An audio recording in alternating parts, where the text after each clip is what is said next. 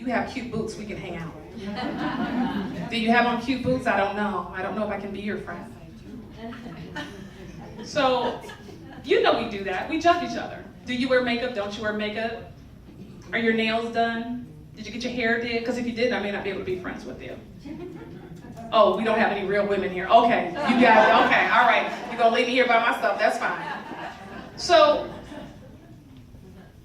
Jesus tells him a story when he asks who his neighbor was. And the story is the story of the Good Samaritan. We all know that story. If you've been raised in church for even a week, you know that story, right? So, the story goes like this. Man is walking. He's robbed. He's beaten. And he's left for dead. Right. Who's the first person that sees him? A priest. Come on. The pastor. Amen. The evangelist. Yeah. The psalmist of the Most High. The anointed Christian who only puts scriptures on Facebook. Well, talk about it. The one who never sees an R-rated movie. That one. The priest saw him. And not only did he ignore him, he walked by on the other side as to not be contaminated. I'm not going to just not help you. I'm going to make sure you know I'm not going to help you. And then who's the next person that saw him? Come on. Levite. A member of the tribe. And you know, when he came to the place, he saw him, and what did he do? He walked on the other side too. And then what happened? Who was the third person? Now, we all know from the story of the woman at the well that Jews had nothing to do with Samaritans. They did not connect with them in any way. But what did the Samaritan do? See, he saw him, and he came to where he was, and he had compassion. Amen. See, if you see all of the black people getting shot and you don't have compassion, oh yeah, that's all right, because this is family meeting.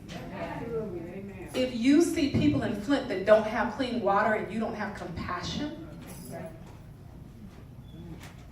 I don't know if you know him. Because see, you have to have compassion. Amen. Compassion. No one said you had to agree with how they got there. Because see, if we wait for everybody to be morally right, we can't preach the gospel. Because you can't do anything with Rahab. What you gonna do? She was a whore. I mean, she had a business. People came to see her while she was on her back. Can we just break it all the way down? Go ahead. And you gonna talk about well, they were supposed to get shot because they sold drugs? Oh yeah, I'm gonna say it. They were supposed. Why were they there? If only they had done what the officer said. See, somebody is burying a son. Someone is burying a daughter. Does it matter how it happened? Or can we just have compassion that someone is burying a person that they loved? Amen. It says he went to him, bandaged him, and poured on oil and wine. Oil and wine are representative of the spirit and the blood. Yes.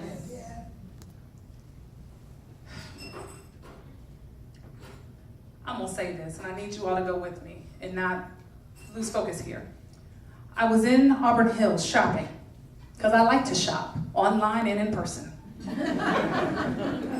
And I had my 3-year-old with me.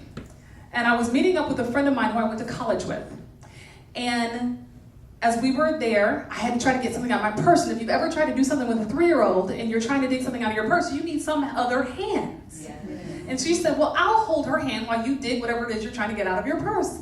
So I'm digging out of my purse, and she's got her hand. And then I find what I'm looking for, and I'm just putting my purse on my shoulder. My friend's got my daughter. Okay, we're great, we're walking. My daughter says, Mommy, hold my hand. I said, well, okay, I'll hold your hand. So now the two of us are holding our hand while we're walking through the mall. And all of a sudden, I had that same feeling I did when I was in Ann Arbor. I'm like, why is everybody looking at me? Why are they looking at me? Why are they looking at me like I'm disgusting and horrible and awful?